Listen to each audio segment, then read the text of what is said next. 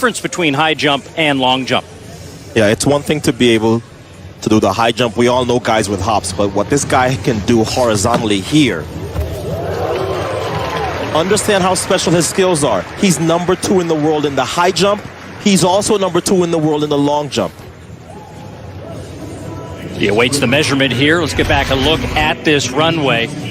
Again, it's trying to get enough speed down and then launch yourself up and into the pit. Good land there for him, and he moves into the early lead here. 27 feet, 1/2 inch for Harrison. And we talk about his double duty today. Got a little bit of a benefit because of that suspension of competition earlier in the intense heat of the afternoon, competing in the high jump. His first attempt at 7 3/4. And everybody I know that's been watching this guy all year says, look, he's never going to win any style points, but what he has in spades is the ability to get off of the ground. Everything else can be improved. And why we show pictures of Jim Thorpe and that old-fashioned way of getting over a bar is he's the last American man to actually compete in the Olympics in both the long jump and the high jump in the same Olympic Games. As JuVaughn takes now a rest, his mom is back in the stands. There is Georgia Harrison, raised JuVaughn as a single mother, Jamaican sprinter in her heyday, so good lineage there. And happy to see JuVaughn with the early lead here. That brings up Cameron Crump of Mississippi State. I know we've been talking about it too, as is Harrison. Collegians were here 2 weeks ago. A lot of the collegians just simply running out of gas at this point in the season. Well, we've seen one or two manage to hang on. Thinking about the women's 200, where Battle broke the collegiate record last evening and getting that third spot in the women's 2. So here comes Crump, fourth at the SEC championships this year.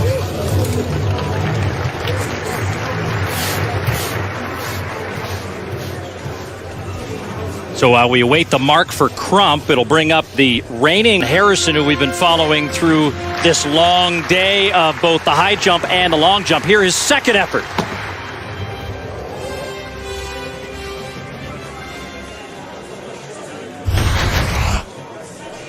And looking at the takeoff board again, that one closer to the plasticine. Good height and the stretch into the pit. And his mark, 26 feet 9 inches, not an improvement over his 27 foot 1/2 inch effort in round one. And he is currently in second. That brings up JuVaughn Harrison. Sitting currently in second. Was roommates in college with Mondo Duplantis, who will be one of the gold medal favorites in the pole vault, competing for Sweden.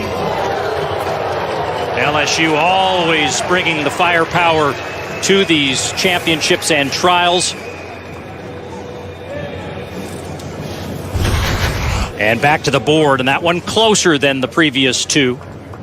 Trying to improve on 27 feet 1/2 inch, and Harrison not only does that, he moves into the lead, Otto, and a new lifetime best, 27.9 Well, he danced out of the pit. He seemed very happy with it.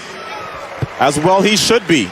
PR, imagine this guy who has been competing since early in the year in the indoor season, winning all of those collegiate championships.